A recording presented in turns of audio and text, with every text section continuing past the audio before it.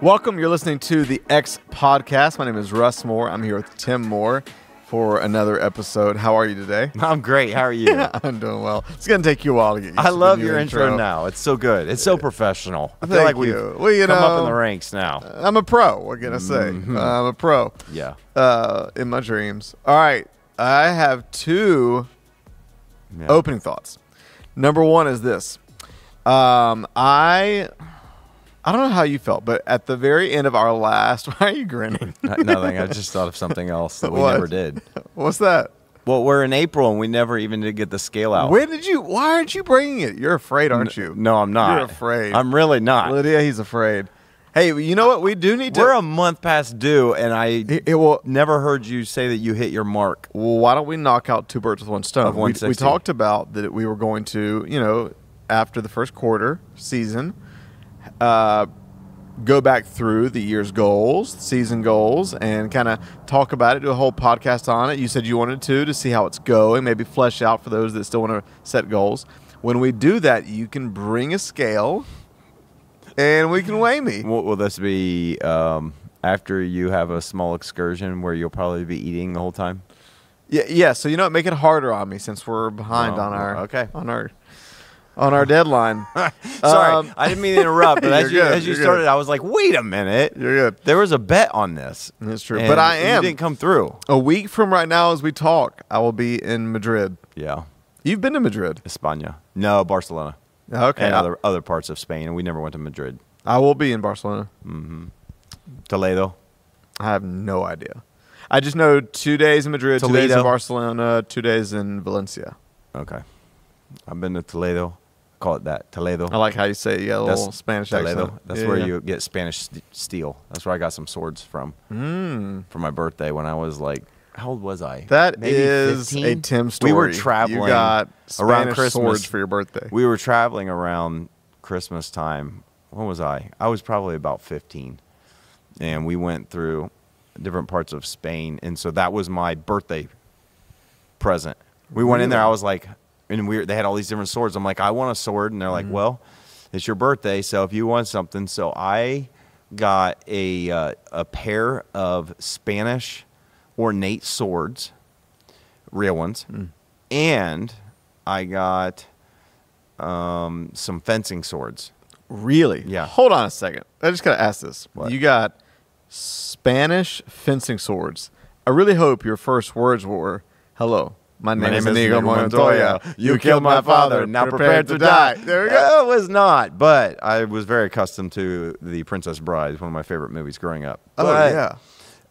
So, yeah, there's some funny stories with that. So we bought all these swords when we were there, traveling in Spain, and unfortunately, I don't have those matching Spanish ornate. They kind of look like the really ornate swords in the movie Zorro.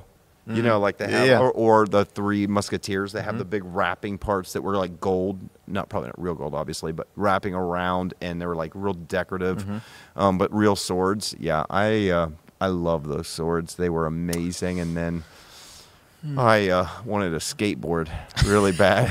What?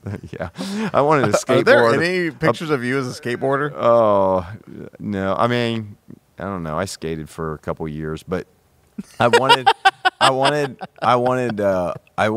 new skateboard, and I didn't have any money, and I was trying to get my parents to buy the skateboard, and they said, "Well, if you want money, you can sell us your swords." And so I sold them those two Spanish swords for the money that I needed to buy a stupid skateboard that I quit using after a year, and they refused to sell them back.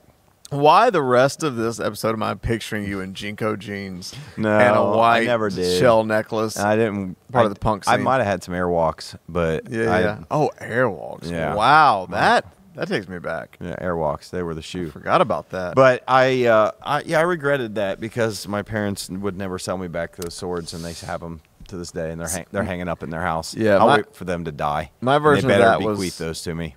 They'll bequeath those They to you. better. They still have them. Yeah, they have Okay. them. They hang them up. They're hanging on the wall. I don't know how to hang them in walls, but there's just something nostalgic about having those swords. When I was a kid, I wanted them. I loved Zorro and sword fighting and all things. I bought fencing swords and I wanted to take up fencing. Never did. I could see you as a fencer. I want to take up fencing. I had now. like a samurai version sword when I got into martial arts a lot. I love those. Okay. Anyways, that happened in Spain. That happened in Spain. Okay, well, we'll, you know what? Hopefully, I can bring back some fun Spain stories Bring when I me get back back. a Spanish sword. Spanish Would you? sword. Can You know, can you bring it back on the plane? I don't know if that's allowed, but Okay. you know what? I'll see what I can do. Yeah, same. I'll see what I can do.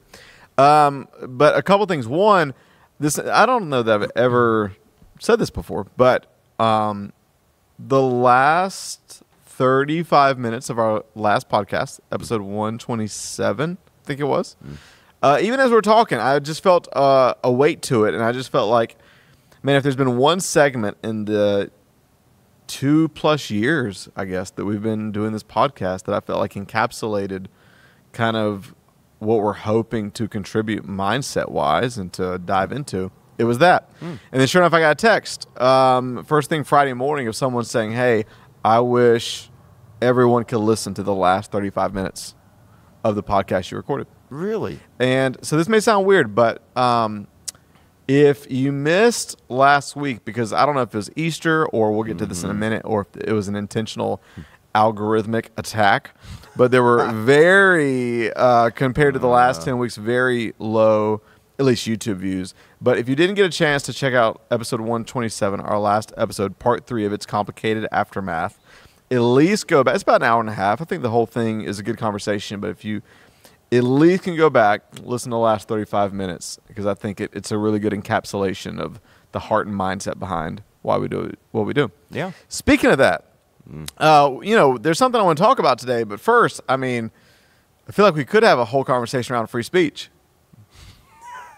Do we want to talk about what happened? Sure, go ahead. I mean, I don't know if it's that significant. Well, I mean, kind of it is, but I think it's kind of a mistake too. But yeah, I think it's we, I never get on the big conspiratorial, controversial thing about, cancellation of free speech, but I do think it's a thing. And we had one of our episodes, episode 125, taken down from YouTube without warning or explanation. And with we tried to appeal, really quick rejection. And did they give a quick rejection on the appeal? Yeah, I wrote. Well, did you ever find out if we kind of accidentally took a route that was a little quicker, and we got a rejection. We're trying to find another way. I wrote out a long appeal last night. Yeah. But anyways, and we had a strike against our YouTube channel. Our only potential thought of why this could be is because of a trigger phrase in the title, which said forced vaccines. Yeah. So and we talked about it. Yeah. And there was nothing. Episode, but we didn't say anything about necessarily about the vaccine that was considered, what was it labeled? COVID disinformation? Yes. Misinformation, yes. disinformation, that was the reason it got tagged and removed? I don't know. It really bothered me. I felt a little bit of no wonder Joe Rogan left you, and I wonder how many more people are going to leave you. Yeah. I mean, free speech aside, there was no misinformation in there. We literally just, I articulated, not that probably anybody will read it, but I articulated to YouTube. Basically just said this is pretty discouraging and unfair in a polarizing world where we literally have a sole mission just to help people and to actually contribute a balanced point of view. And we're not sure why you did this, but one thing's clear: whoever removed us didn't actually listen to the episode. Yeah. Because if they had, there would have been nothing to literally take everything down from.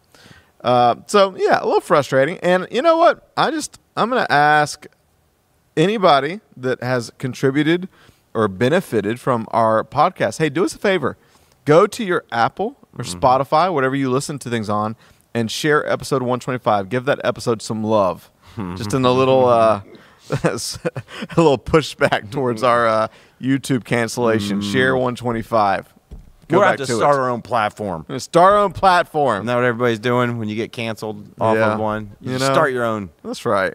Yeah. So anyways. That's funny. It's my little grievance. It bothered me, though. I'm like, man, I mean, it made me wonder, like, the the overreach of the last few years, the over kickback against misinformation, that we've swung so far in the other extreme to where even balanced voices are being canceled, and without even any thoughtful consideration as to why. You have one phrase that could trigger somebody in the wrong way, and or who knows, maybe somebody got ticked at an episode and wrote in, and it shows how fragile maybe potentially some of these platforms are that we really rely on. Hey, wait, which one was, did you say it was 125? It was 125, which was... So that was one of the ones where we answered questions? Yeah, that's all we were doing. That was the first catch-all after It's Complicated. Yeah, that's right. And we were answering questions on politics. Someone literally just wrote in, basically, and that's what I wrote into YouTube. I just said, hey, we have people that were literally just writing in saying, hey, with our faith, how do we respond to certain things in culture we may disagree with? And we were just trying to give really common sense, intelligent, middle-of-the-road answers. I'm not middle-of-the-road, but just balanced. Is it because we joked that the vaccine has, some people, I shouldn't say joke, but some people think the vaccine has chips and things with it and all of that? Is it because we were I don't even know if we said that. I feel like we kind of made reference because we've heard people say that. So we just made reference to this. We didn't say it was. We weren't going on. I mean, if anybody listened to it with any, you know what I mean? Yeah. They would have gone, oh, but anyways. Funny. Yeah. So but crazy. Not funny. So we're such martyrs. Oh, yeah. The things we we're do. Suffering. Whatever. We're suffering here for the cause of Christ. There you go. All right. That's a stretch. On a positive note, someone's birthday is coming up. That must be yours. No. I just had a birthday. You did. Happy sweet 60. I already told you. And you don't look a day over 19. Oh, that's great. No.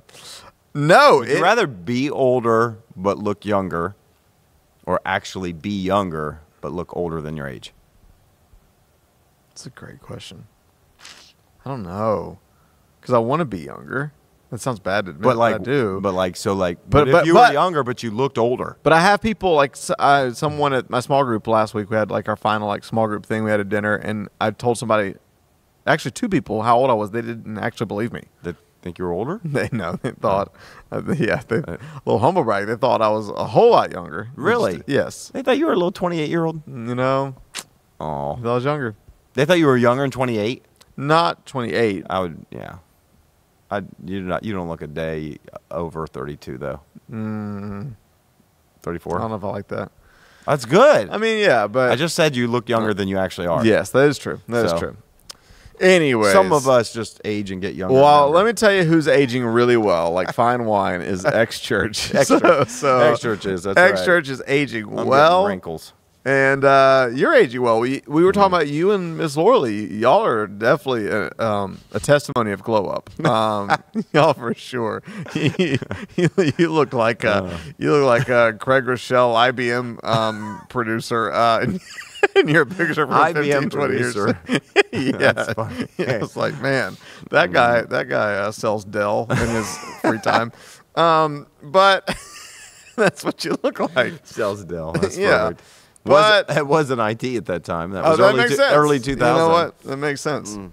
But anyways, it's crazy to believe. So this Sunday, at our faith community, we're doing a really special, for lack of better words, birthday party. We're having a celebration. Going to show some old footage, some golden footage of you. I cannot wait. And it's going to be a little documentary video. You're going to give a message, a talk, kind of from the history of our church, but to inspire people about the future and their own lives. And it's exciting. It's going to be a balloon. There's going to be cake. There's going to be joy. We are. Ooh, we're going to have cake. Yeah. Oh, yeah. Chocolate and vanilla. So everybody will be happy. It's going to be a great, great day. And then I fly to España. So this weekend, I can't wait for it. But we actually had someone write, and we had talked about, that's a really big deal, a really big mile marker for our church, 20 years. And so we talked about, having a little bit of a conversation at least. But someone actually wrote in, and I thought their question's a good launching point. They said, would love to hear you guys talk about the way X-Church has evolved and grown in the last 20 years. Yeah. So that's a big question. Let me just start with this. What I don't know. What all emotions and well, okay, I know you don't have emotions. What all Okay. what That's all fine. what all facts fill your heart and and thoughts flood your mind? You're rude. When- You just said you're rude. We're gonna get through this one. What goes into your body and soul when you hear and you think about the church turning 20? Wow. I think I'm getting old. That's what I think. When church turns 20, Yeah. I'm getting older. Yeah. It's 20 years. It's 60. actually hard to believe. I feel like it just snuck up. You know, it's one of those things that, you know, I think back and it's like when you're in the middle of any span, you know, it feels like it's forever. You always just feel stuck in that one moment, you know. Today feels long. It's the old phrase I mentioned last week or last weekend. Days feel long and the years go by fast. And so I think the it's seconds are pretty average and the minutes They are don't super count. long. But I think that it's hard to imagine. It kind of like you know, you blink and it just feels like, whoa, we're here, and it's been 20 years, and that just seems crazy. I think it's been a kind of a cool moment. I wasn't going to make as big a deal of it. We were just going to maybe do one or two things, and it felt like it was getting bigger, and I was like, okay, this is going to be weird to talk about right in the middle of a conversation about mental health and something really deep. I was like, this is probably going to be difficult. So, And one of our standards we have is we celebrate a lot. Yeah. And if we're going to celebrate something. yeah, well, we do, and I think it's actually been good because, you know, I don't want to give up too much of what I'm going to say this weekend. So I'm trying to be real careful with the words that I use. But I just think it's always good, as much as I always want to look forward. I think there is incredible value in having moments where you pause and you look back and you see, look how far, you know, it's the whole phrase, look how far we've come. Look at what has happened over those 20 years. And, you know, even in our spiritual context, we say, look what God has done over the last 20 years. And even just, I was telling you, a story came in earlier this morning, even before we record this, that somebody had just written in their story. And it was just so impactful to read. It just was like one of those, it was perfectly timed. Like it was a really in-depth story of someone's life that was just drastically changed really when they started coming here, and they were lost and searching and wandering and, you know, aimless and going through something really difficult in their life and their family, and it still ended up being very difficult, but they found hope here. And she talked about coming here on Easter Sunday 2021 and just how everything just has transformed her life. Everything in this environment and everything that God's doing here has transformed her life. She is not the same person. And when it was weird reading that in the midst of preparation for this. It was almost like that was a mile marker in itself. Just that here was this little reminder of this is one person, and this is her talking about her kids and how they've been impacted. And you start thinking generationally, and you multiply that out, and you go, wow. You know, you feel like you don't have much to bring, and you don't have a whole lot to start with. And, you know, that old Bible verse, don't despise the day of small beginnings. And I think sometimes it's really hard not to despise small beginnings, because you look at what little you have and you go, what can I do? And I think it's, you know, we always talk about the miracle of Jesus feeding the 5,000 with 5 loaves and 2 fish. And that's one of those cool, amazing miracles that happens right in front of your eyes in a single day that you can look at and you just marvel. I almost kind of feel like it's kind of like that, but it's taken 20 years. At least to reach this point. There's been all kinds of them, but you know, you can kind of pause and look back and go, man, all we had was a few loaves and fish. And now at least, I mean, we're pulling some numbers, you know, just some of the things that's been really cool about our community for the last 20 years. And you're just like, wow, you did a lot of great things, God. Like it's you got to almost pinch yourself and go, wow, I had no idea. And easy to overlook, easy to forget, because we just keep moving forward. Yeah. It's inspiring. And I think, you know, you do a very intentional, great job of bringing people into the story of what God is writing through this church of that's all about the lives being changed, and it's all about, you know, servant leaders and those that help make it possible. But I mean, the reality is, for anything like this to happen, it takes a leader to say yes, and so it was your step of faith, and it's been your, you know, whenever I look at a church that's been around for anywhere near that length and that has accomplished so much and is healthy, to me, and that sounds cliche, but I just always think two things: the faithfulness of God and the faithfulness of the leader. And so I think both are inspiring.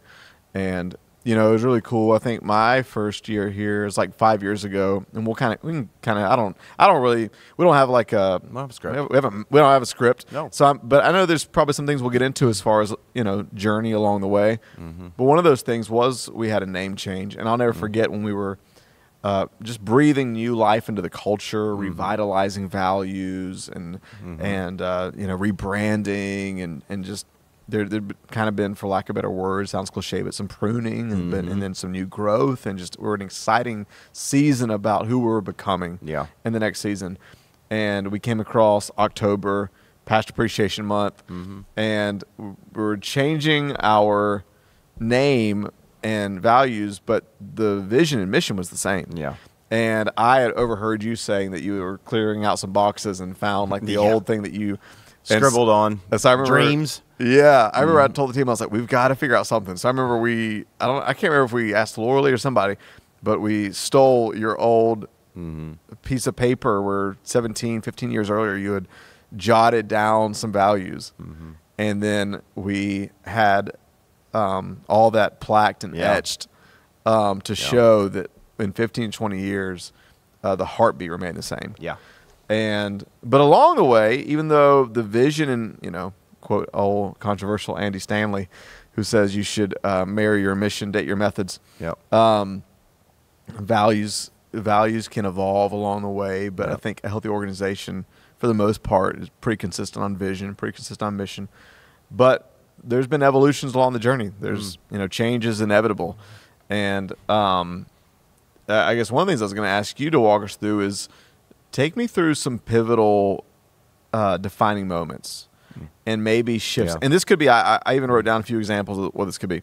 This could be moments or seasons that catapulted attendance and momentum. This could be moments that kind of shifted the whole paradigm, vibe, feel, philosophy of the church.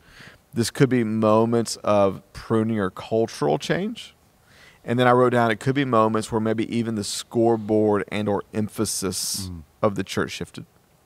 Okay, there's probably, I know it's a lot, but there's probably at least, I'm imagining, at least 3 or 4 of those that come to your mind. Easily.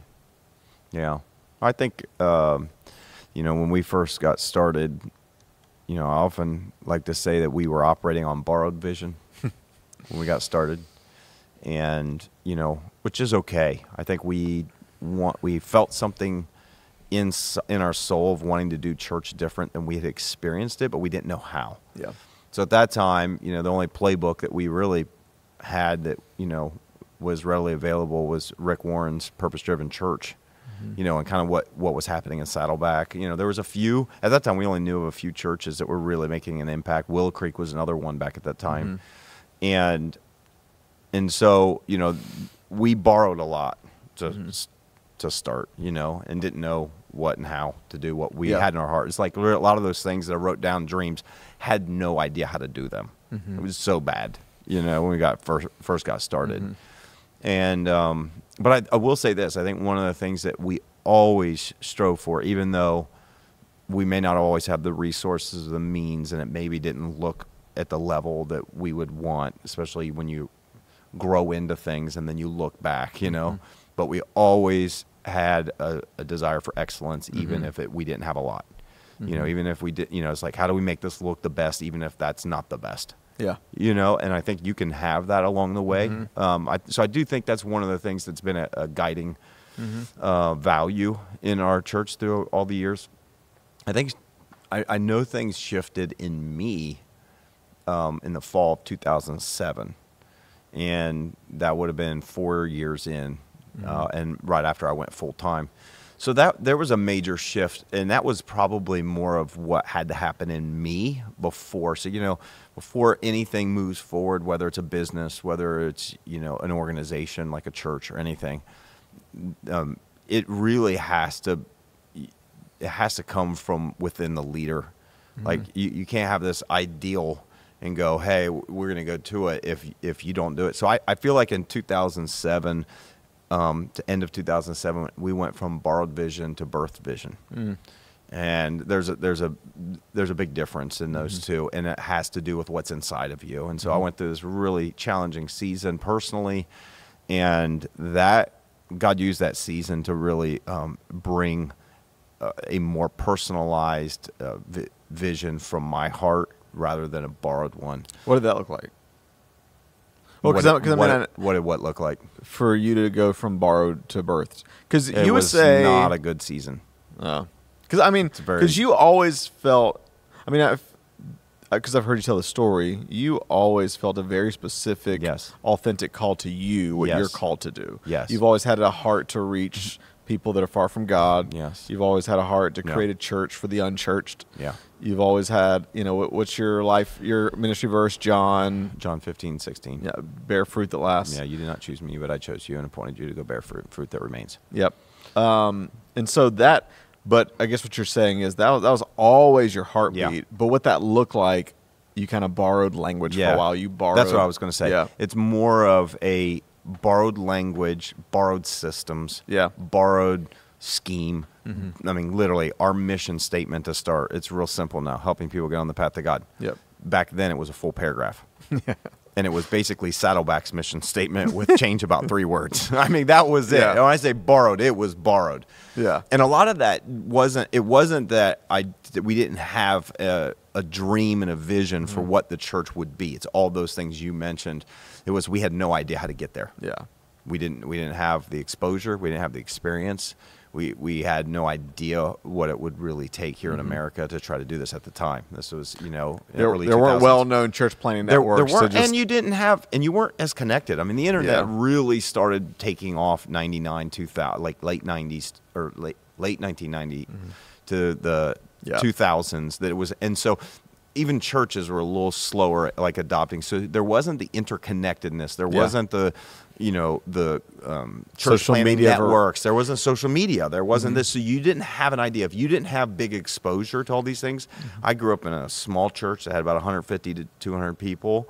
That pretty much was the extent of my experience. It was mostly the same 150 to 200 people. And so we just never had exposure to how to do it. So I think there was a season where I had to go through something that was, when I say birth, it came from, it's not that the desire and my heart and the vision ultimately wasn't genuine. It just wasn't wrapped in my language with me internalizing. So that's the thing, it's like we borrowed it. This was me going through a process of having to internalize what God's called me to be, what it looks like for us to have a unique expression of this and be us. Yeah. How do we, you know what I mean? So, and to get there, that's a really complicated and hard thing to walk through. And it was from just a lot of frustration at first, a lot of wanting to quit, a lot of why did I leave my job for this? Because it just was, you can borrow somebody else's vision, but that will not sustain you. Yeah. And it won't sustain you when it gets hard. Yeah. And it also is harder for a leader to impart that someone else's vision. You can cast someone else's vision, but you really can only impart your own vision. Yeah, that's good. What's from your heartbeat. That's good. And so it was going through, I think, a really dark season. It was, I would characterize it as depression. I lost a lot of weight. I had no appetite. I was frustrated. I was this. But it was in that kind of dark place that I think God began to speak to me, and I began to feel vision coming in, ideas coming. It's almost like God had to strip away all of my thoughts and notions and what I had borrowed and all of this away to get down to the core of why am I doing this. It's almost like your cave season, your dark night of the soul that God used to speak and to actually birth. It was very much so. That was the end of 2007. And then even going into 2008, that's when I started to cast vision. My father-in-law, who was someone who helped us plan it, he was originally... Sorry, not to interrupt. Yeah. So it was out of that season that you wrote your, practically, where you wrote your own first, true to you, mission statement, values. All of that came out of that. What did staffing look like? Did that change up structure? There was no staffing. It was just you still at that time? No, me and Joy, administrator. Okay. She was actually hired before I was. Okay. So I went the first 2 years, and I wasn't employed at all by the church. You used to lead worship. I did a couple times. Not regularly. If needed be, I helped, but that wasn't very often. That didn't change staffing structure. I mean, we didn't have anybody. Like, it was just us. And so, but it was more for the church. And, I remember my father-in-law, who'd been there since day one and kind of really deferred to let me, step and lead. And I remember him telling me early 2008, he was like, I can tell that there's a shift in you and there's a shift in the church. They're actually, they're starting to follow you. And it makes sense now when I look back. Yeah. Now what I know about vision, now what I know about this and how it was internalized as a leader, it was more authentic. It was more of like, this is what I really feel like we need to run after and we need to do. And again, we aren't even, a lot of the methods and the systems and the things that I created then, we don't do it all now. Yeah. The mission statement's still the same. That was the same mission statement that I created out of that time. The heartbeat is never changed. The overall heart and mission of the church has never changed. The language, some of the systems, I mean, they all began to change after that, and then they've evolved over the years even more. And so that was one of the major ones. And then another significant one for us would have been that following year when we bought the facility in Lithopolis.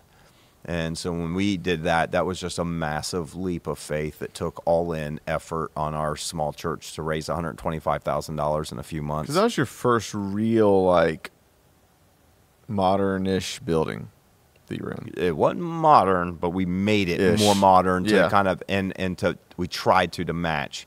Actually, the building we had was modern, which was very small and not really set up well for what we needed. And we were just, So that was just another pivotal moment because that's what really kind of propelled our church forward. But I think a lot happened in that time frame, and I think it really goes back to that season in 2007. I think that actually prepared the way. I don't think walking into a new building would have done what it did, but it was more solidified in like who we were going to be, the vision, what it was going to look like. Because we went into that new building and we did some stuff that made people mad, and we had people leave before we even opened. Yep. So I want to go on to, one or two others, and we can kind of go wherever we want to with this, but just I think, for anybody listening, especially even if you're not in a church context, I think there's a couple things to extract from what you just said. Dark nights of the soul can be used to take you into the next part of your future, into your destiny. And you can't impart vision that's not your own. Yeah. It's not until there is a value system internalized, burning in you. Yeah. And when you lead from that place, people follow. Yeah. Things shift. I just think that's good. Yeah. What other? At least one or two more moments. So that one in Lithopolis. I 2007. 2008 was Lithopolis. I think. And isn't that funny? Like you had the internal shift before the external change. Oh, 100%. 100%. I just said I don't know that if we had moved into a new space the way we were, anything significant would have happened. I really think that the one precedes the other. Yeah. And so. I think that was big. I can think of so many different moments, but, I think us shifting to do multi-site in 2012 was pretty significant. Yeah. We had done another campaign. We did another expansion, the new building in between those moments. But I think that was a major change in staffing and organizationally it made things really complicated, but it was, pretty exciting. And so we did that for years. There's been other moments, but I think the pruning season that you talked about, I think that there was a season where we had to deconstruct some things, whether it was culturally, whether it was stuff that we needed to do, and there was a pruning season that happened. And again, painful season. You find this rhythm where you'll go through a painful season, and then oftentimes it'll produce new fruit. And I think it's really hard when you're in the middle of a painful season to see that any fruit or anything good, because good just does not feel like it comes from pain. Yeah. It just does not. This is the problem. And I think this is where our perspective, when we're in the midst of challenges and storms and hardships, it's so limited and small. And those are the moments and seasons when we start going, God, where are you? I want to quit. You know what I mean?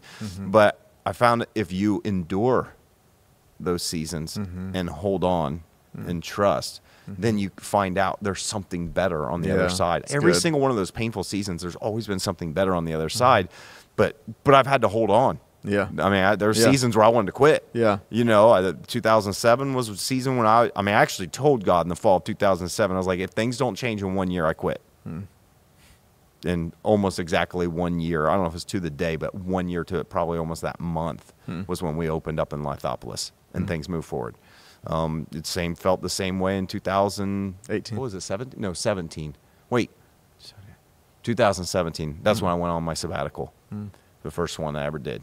And wanting to quit, and then walking through a lot of painful stuff just added to, wanting to quit. And so, but I'm so grateful that I didn't. I mean, that's the thing about endurance is, it's like when you, and I don't think we finished the race, but it's after each one of those seasons, it's been so beautiful in the fruit, and we've been able to enjoy so many amazing things that if you give up along the way, you don't get to experience. Yeah. So those are a few. Yeah. I mean, I could talk about a million, but those are a few. What have you learned in those? I mean, besides what you just shared, what have you learned? Maybe not just even in the pivot moments, but even just the need to adapt. Now, part of your wiring is you move fast. You're innovative, progressive by nature, and so change is inevitable. But I think if you don't change, if you intentionally try not to change, you're going to eventually grow old or die. Yeah. As an organization, as a culture. And I think another thing that I think this church culture has done well of over the last 20 years, and again, it comes down from you, is an aggressive adaptability mode. Yeah. Of we're going to adapt, we're going to create, we're going to change, we're going to shift, we're going to... I'm curious for you to speak to how to not get stuck in a season, how to not get stuck in a moment, how to not be typecast forever. It's interesting. I remember a few years ago, I heard someone, and again, if you're not, this name may not be familiar to you if you are not a person of faith, but Stephen Furtick is one of the most well-known communicators in the world. Yeah. And his church is one of the most influential churches in the world, and they've just led the way in so many things. And I heard someone pay him a compliment. I thought it was an interesting compliment a few years ago. They said that Stephen Furtick, more than any person they'd ever met in their life, has this insane ability to continually reinvent himself. That if you look like every few, physically, he looks different. Physically, through hair color, through style, through leadership, like he constantly reinvents himself. Yeah, I think that's a fascinating concept. And then another person me and you both admire, Earl McManus. I've heard him talk in a ton of podcasts about, especially as he's growing up, he would take any kind of big moment and leverage it. Like when he found out that, I think it was middle school or high school, his family was moving to Miami. He's like, okay, I'm going to a place where no one knows me. Because part of the problem, I think, whether it's culturally or personally, relationally, is people remember you by certain moments.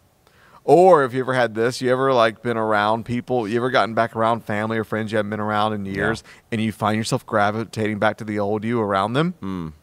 There's a gravitational, almost spiritual pull about who we are around certain people, who we've been around certain people. And so anyways, he said he would, whenever he's moving to a new city or going into a new adventure, any major life moment, he would leverage to reinvent himself. And I always thought it was so fascinating. All that to say, I'm curious for you to speak to you personally as a leader and then organizationally as a church. What does it look like to reinvent, to keep the main things, to keep vision consistent, but to reinvent yourself, to not be typecast, or even the pain of being typecast? Well, it's a lot. It is. There's a lot of pieces. I have a few thoughts that just as you asked that question, just started running through my head. I think for me, one of the things that has enabled me to be adaptable to change along the way, because our church has changed in the way it looks, visibly, physically. It's a different place than I came here a few years ago. Completely. Even the experience, everything. I think a couple things. One, personally and internally, I have such a, I think it comes from first a personal drive to never be satisfied. Like I'm just wired. I talked about this last weekend. I'm just wired to I'm never satisfied. It's a blessing and a curse.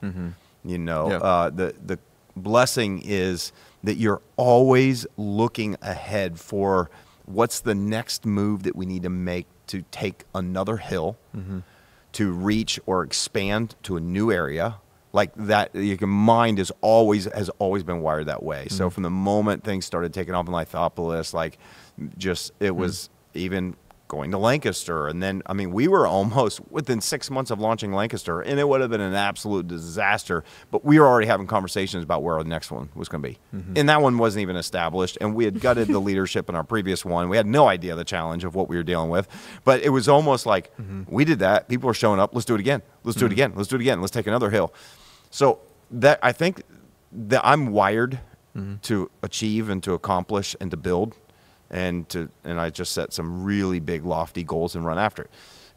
The curse to that same side is, of never being satisfied, is that you're just never satisfied. You can never. It's hard to enjoy it. You don't ever sit in it. What that helps me do is I don't get comfortable. Yeah. So where some people probably get comfortable because they want consistency and they just want. Let's get to a place where everything is financially comfortable and we know the paycheck's coming and we know this. In those places, I get antsy. When some people might go, I just want the waves to settle out. I start getting antsy and going, I can't sit in this. I got to go. That's why I told God in 2007, if things don't change in 1 year, it wasn't like people were leaving. We weren't going forward. I wasn't going backwards, but we weren't going forward. I was like, I can't do this. One more year, I'm done. I'm out. And I was only 5 months into full-time ministry. I just quit my job. I'm 5 months in. I'm telling God in a long prayer walk, if this doesn't change in 1 year, I'm out. I'm going back. It's because I'm just not wired to sit still. You can ask my wife.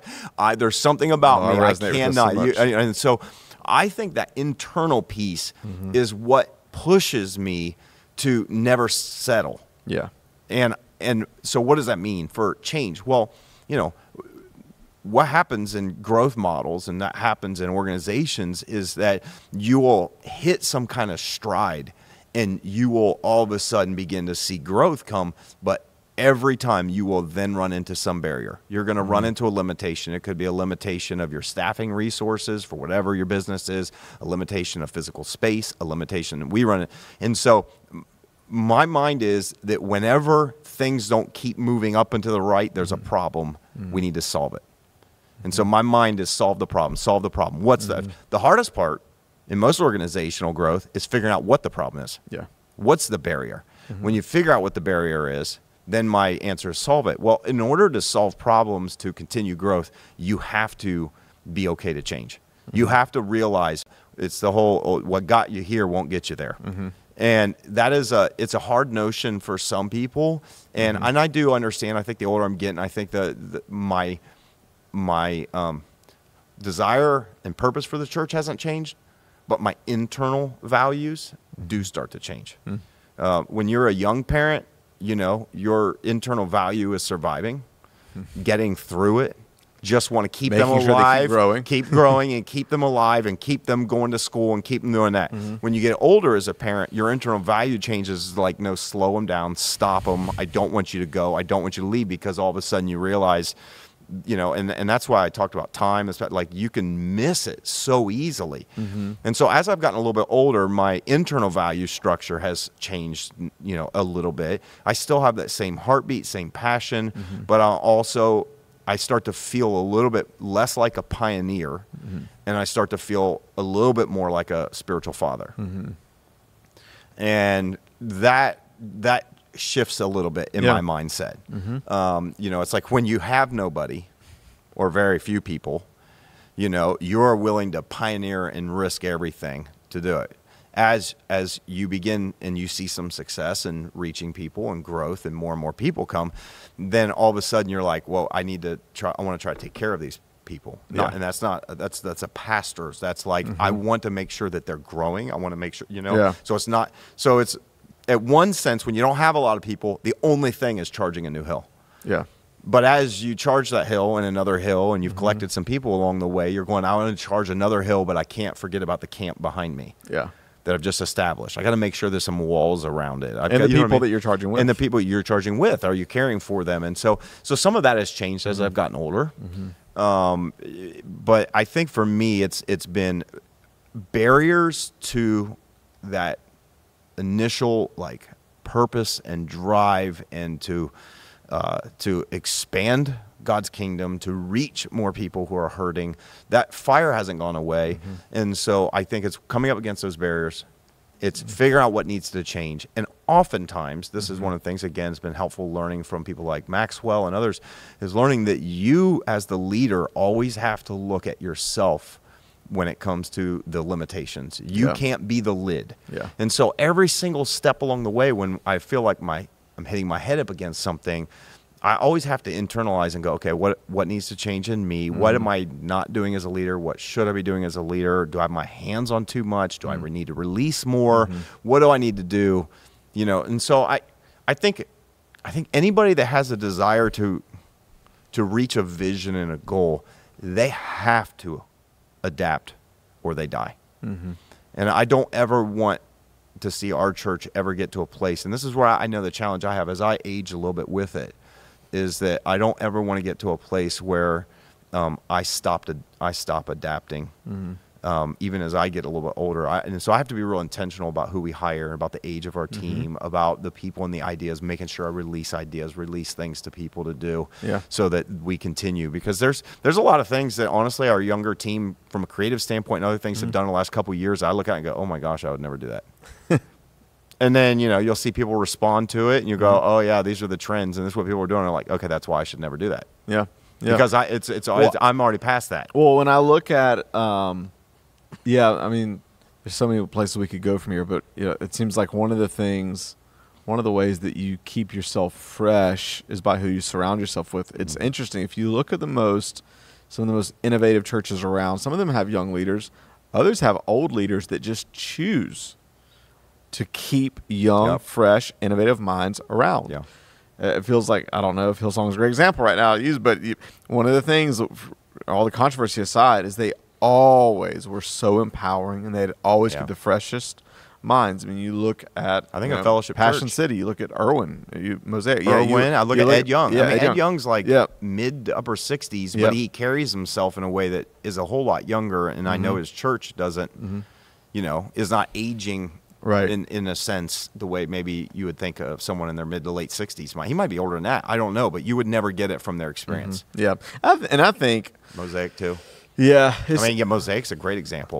I kind of think it's a good rule of thumb in general in any industry you're in, to keep young, to not to get so out of touch and so to lose the pulse, Well, and I think you have to also not be afraid I think about everything from our style of music has changed. I mean, just a case in point, we go back and looking at pictures. That's what we've been doing, going back, and it had more of a rock and roll vibe back in the late 2009, 2010. You go back and look at even music that was popular in mainstream circles, whether it was Steve Fee, whether it was Lincoln Brewster, and so like the style of the music, then it's morphed. And it's changed. And again, I'm not talking about culturally. I'm talking about within the church culture. Yeah. And so, I look at our music and style and what it is now, and it's completely different than it was 6 years ago. Well, and you, another thing I think you model so great as a leader is I've never, when it comes to like voices around you or feedback, I feel like I've never sensed ego in you. Like, you're a strong leader. You have the rapport to say, this is what I've built, this is what I've done. Like, you have the chops and the experience, but you let almost anyone that you trust speak into things. Yeah. I remember like when I was first hired, when anybody comes in, they're a fresh set of eyes. Yeah. And I committed to myself, I'm not going to say a word of critique for my first 90 days. I don't want to be that guy, but you would ask. Yeah. Well, okay, so and then I would go on my Russ tangents for 5-10 minutes and be like, oh crap, I'm gonna be fired. And then we talk the next day, like, no, that's good. Yeah, keep it. And I've just watched you, like, you just have this great balance of exactly what you're called to do. Exactly, you make decisive decisions, but you also are so what's the word? Open to feedback. Well, I think some of that comes from even early, like in that 2006, 2007 timeframe, where again, feeling very stuck and didn't know what to do. And okay, you're talking about somebody who's experienced church his entire life. Parents were pastors, grew up around church my whole life. So you could come into starting a church and going, well, I've led almost every area of ministry in previous church. I know how to do this. Mm-hmm. But when my vision was more than 100 people, mm-hmm. but it wasn't actually reaching them in our mm-hmm. location, all this other stuff, then there's a bit of humble pie you take where you go, I remember this, like, huge awareness hit me this summer of 2007, right? And I told our board, I said, I got to confess something. Like, what? What happened? It's like, I think God showed me I got a lot of pride in my heart. They're like, I remember all of them. They're like, no, we don't see that in you. We've not got any pride, whatever.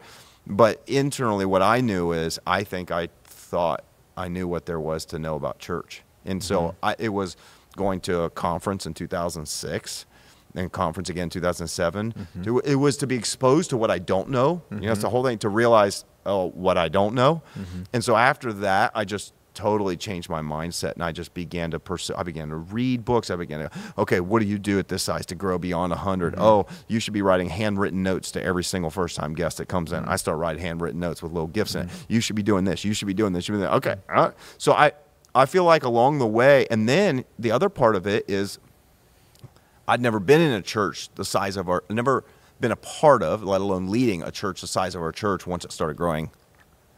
And so here I was, our church had grown, in that first year we opened in 2008, and it technically it tripled. It didn't really, but it tripled in size by attendance within 3 months. We went from having 100 people to start to remember the weekend before Christmas having 300 people that weekend. Okay. And so it was insane. So I didn't know what to do. I didn't know how to staff. I don't know how to hire. I don't know who to hire. I don't know what to do. I didn't know. So yeah. I'm reaching out, sending messages to big churches. So I think part of my journey along the way of a huge revelation was learning I don't know what I don't know. Yeah. And not knowing what I don't know means I need to learn what I don't know. And so I think that's been a value add in this whole journey. I've never led a church our size ever before. Yeah. I've never been in a church environment our size. So I'm always kind of going, what do I need to know to get to the next level? What do I need to know to make sure I have systems that care for everybody so that we can reach and expand to the next level without, And so I think I learned that as a hard lesson early, and have just never let it go. Because, I could, again, it's part of me. I'm not settled at where we are. Right. And so I know in order to go to the next level, I'm going to really need to learn from somebody who's ahead of me. And so I think I took that posture once I learned that valuable lesson early. Yeah, that's good. Have there been any moments, kind of going back to the whole, typecast, but you're adapting, innovating, reinventing.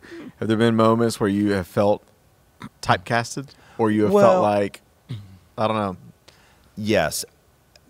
But let me just say, okay, when somebody gets a perspective of who you are as a church, part of you knows that you have to own that because especially when it's a church that you started. Like, there's something you don't like in the church, there's no one else to blame. It's not like, well, they brought me in and I'm just cleaning it up for the previous guy. No, I started it. I got no one to blame. Right. And, I do think that it's tough because, you never get a second chance to make a first impression. And so I've run across people, you've mentioned running across people that from time to time, oh yeah, I visited way back when, and maybe I didn't like it. It was it's this, so or funny. Was that. Well, yeah, not to interrupt, but it's so funny. I'm thinking specifically of a time about a year and a half ago, I ran into someone at the gym, and we started talking about, they knew somebody at the church, and I was like, well, where do you go? They're like, well, oh, no, I've been to Crossroads, which we're not called Crossroads. Yeah. And they're like, so, I just have some, I don't know if they said issues, but I just, yeah. And I was like, oh, okay, when was the last time you came? It's like, it was probably 2017, 2016. And I was like, oh. You do know that, none of even the same staff is there. The whole culture is different. Literally every single, the worship experience will be different. Yeah. The vibe will be different. But it was just I have to remind myself, I know that, but they may not know that. And even if they do know that, like a taste in your mouth Yeah. can be hard to get rid of. Yeah. And so, I think back to there's things that we've done that I cringe when I think about them. Like what? There's just so we did Flaming skulls. no, well, there was that too, but that wasn't my idea. There was a season where I feel like we got cutting edge real fast, especially in this area, Central Ohio. I mean, we were one of the first churches that I know of in this area that were really trying to infuse. Again, we went to some bigger churches, moving lights, programmed to do certain things, video lyrics, on video program and timed with the band as they're singing it, all this stuff. Like this is in 2009. And it wasn't that common, at least not in this area, and definitely not for churches our size. You had to go to a fellowship church that had 8,000 people or 15,000 people to see it, and so we were really pushing the envelope from an experience standpoint. The sound, the lighting, the visuals, that it was just so radically different. In its day. Now everybody kind of does it, which is why I think I see Mosaic going, hey, everybody does this. Let's go all white in the walls and turn the lights on. Yep. Which I understand. I mean, we were really, trying to be cutting edge. So at the times, I just remember we did some things that I just look back and go, oh, gosh, why did we do this? That was, I remember one time we did a series, and it was a series called F Word. And the videos that we did for this series, oh my gosh, they were ridiculous. Matt Price, he was our sound engineer at the time, phenomenal sound engineer. And I remember these videos, he would just have moments where he's like going out to sit on a bench and eat his lunch and getting his food out and getting his little Capri Sun and pops in the straw of the Capri Sun and then just sprays them all in the face. And he goes off and a beep and it just cuts to the bumper and and it's so bad. It's so like, the series was on faith. That was the F word. And there was a tagline on, like, I forget what we did. We did like a play on it, but it was just like you look back and go, oh, why did we do that? It's so embarrassing. And who do we tick off? So I had some shock factor things. Yeah, there was definitely, I can think of some moments like that along the way that I just, I think, I think that question that somebody initially asked is a great way to describe it. And I hope people understand this, not only with a church, but I think businesses, I think peoples, and that is to an extent that we evolve. And I think our church has evolved over the years. I can think of all the iterations. I can think of all of the logos. I can think of all the names. I mean, started out Crossroads Christian Life Center to Crossroads Church to Crossroads.tv. to X Church, I can think of like all the different, branding and signage looks, even when we didn't have signs in one place we did, the color, like there's been so many iterations of our church along the way, from internal systems to our values, the way we describe them. Again, same mission, same heartbeat, overall vision, but we've matured. Yeah. And I think some of the things that we, again, when you're younger, some of the things that you think are really important, you get to a point and you look back and go, that wasn't quite as important as I thought. Yeah. But I also know I needed to have a little bit of that crazy moxie in order to probably push our church to the edge of where it is. So but so I understand that there's some people that have had some encounters, with us that probably are like, It's a fascinating thought experiment to go through, what a metamorphosis looks like in a person's life and an organization's life, growing pains, reinvention. I even think about the dichotomy that, again, we explored in the last 35 minutes of the last episode, which is that dichotomy and tension of there are some things you want to remain the same and go even deeper. There's some roots of when it comes to non-negotiables like kindness and integrity and convictions based on eternal scriptures that you believe, you want that to be unmoving. You want there to be consistency in your life and steadfastness in your life. And I actually want to get a lot better at that in a lot of ways. But then at the same time, healthy things grow and evolve and change. And I even thought about it and mentioned it on last podcast, but on the whole thought of like, when you're looking at your approach to issues and how you think through things and how you. I heard Judah Smith say this a few years ago. He said, "I hope every year that I don't recognize myself next year." Mm-hmm.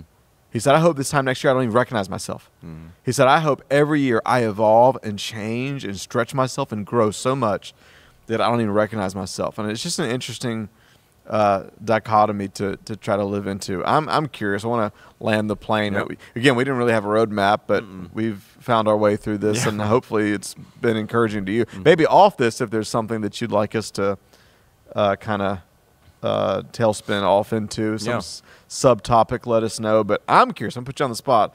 Let's bring it down home for someone listening that is really kind of experiencing a flatness in their life and they don't really love who they've been.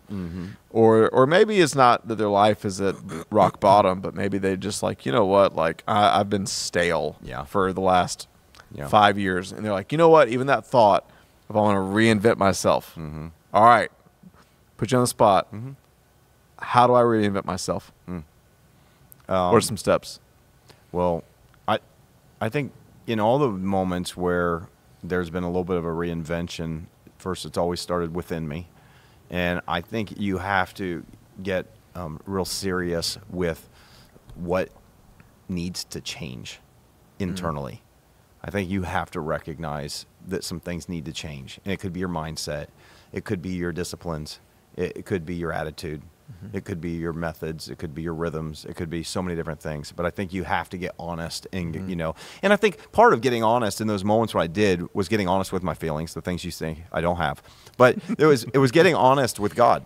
Yeah. And some of it, I think, there's the whole aspect of like, God can handle your frustrations. But I think more when it comes to pouring out your frustrations on God, I think it's less of an exercise that God needs. It's more of an exercise that we need. Yeah. You know what I mean? Yeah. I don't know that it impacts God that much, but I think God's like, oh, finally, you've just decided to tap into what you're really feeling. So I think in some of those, I had to get real honest with myself and go, I'm not happy here. Yeah. I had to really recognize, I'm not happy. I'm not happy. I don't feel settled staying the way I am. I think about moments even just where I remember it was probably this would have been end of 2020 going into 21 where I just was like physically I'm not really happy with how I look. I'm not happy with my health. I'm not happy with my weight. And so I had to make like a real internal decision and change to if you just try a diet, it's going to come and go. If you try a resolution, it's going to come and go. It needed to be from a deeper place within me that I was like, I'm going to change something. And so that enabled me to do it for months and months, to lose 30 pounds and to do whatever. So I think that you have to start with, if you're going to reinvent yourself, you got to start with what needs to change. How do you feel about that? And how do you feel about being stuck? I think you have to walk through those feelings. I think they have to get real. Because why? Those things become the motivational fuel that enables you to walk through the discipline that you need. If it's just, if you just do this and this. I mean, that's why there's so many people out there selling all of these programs and everything. Oh, you want to lose 50 pounds? Oh, you want to do this? I can help you do it. Like, so there's so much information out there about there's so many different methods for how you can lose weight. You know that. You've tried to, even you were talking about this earlier this year. There's so many different methods. It's not like we don't have the information available. We don't have the inspiration internally. So here's the first step I'm hearing you say. Yeah. I've heard more than one theologian and thinker say that really none of us change without pain.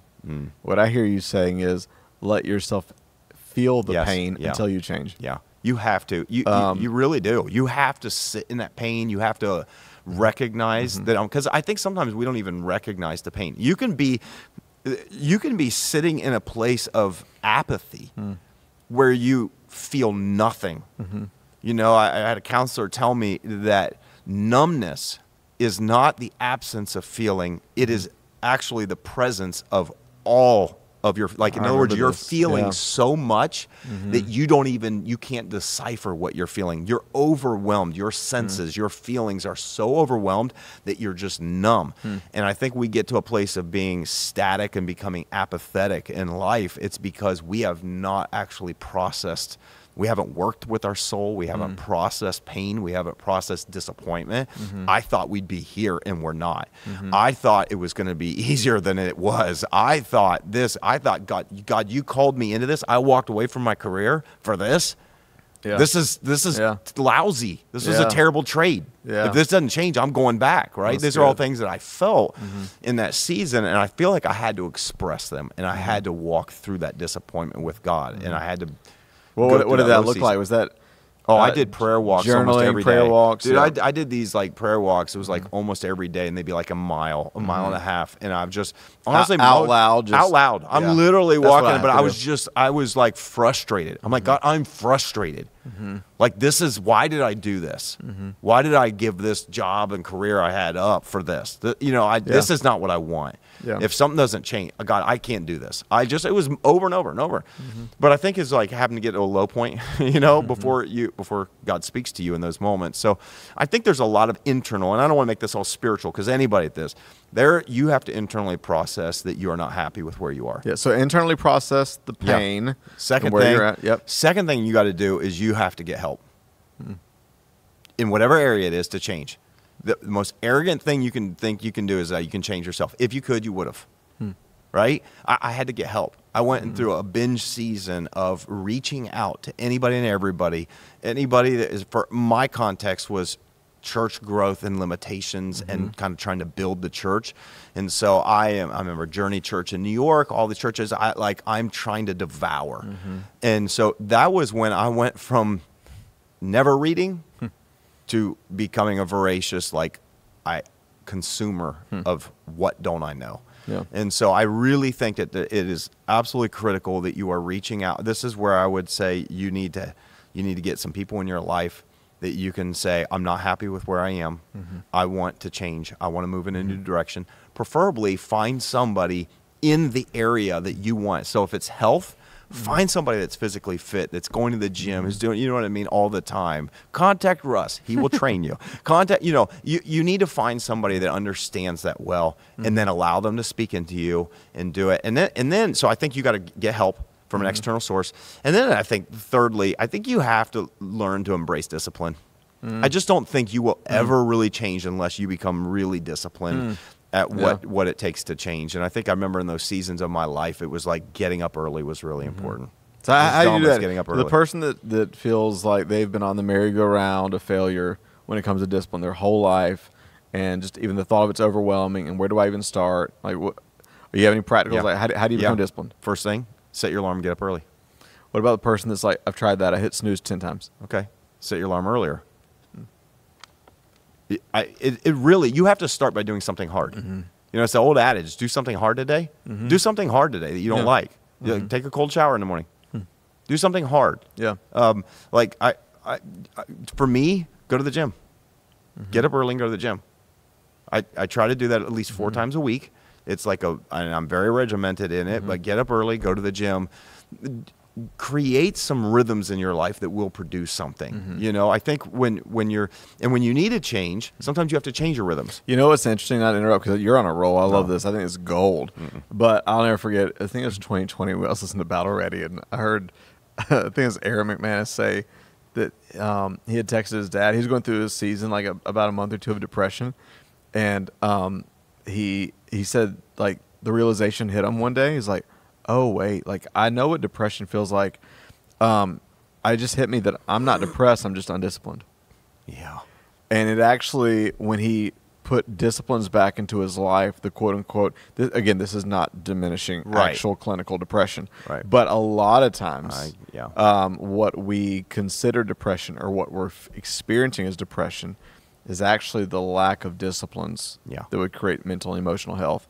And I've just found it. I'm just saying this as a yes to what you're saying. I think so many times I'm begging God to send down a Hail Mary answer to prayer, and I just need to go on a run. Yeah. Yeah. I just need to actually have healthy limits in my life for a week. Yeah. I need to, get up at a good time. Yeah. I need to eat healthy. Yep. I need to have good community. I think too, when you tackle one aspect of your life and you create a rhythm and you start doing something and you're committed to it and you're doing it, I think it does something internally inside of you. You're like, if you weren't ever a regular workout person, but now you're working out 3 times a week, even if you feel like I'm not making an accomplishment in the gym or not doing a whole lot, something begins to shift in your mind. I'm doing something about my life. Yep. I am changing something about my life. And when you do that, I think it begins to change your mental structures. It begins to change everything, and it can move you in that direction. So you add getting mentor support and help. You add like dealing with where you are and wrestling through that and not being satisfied and being okay with not being satisfied.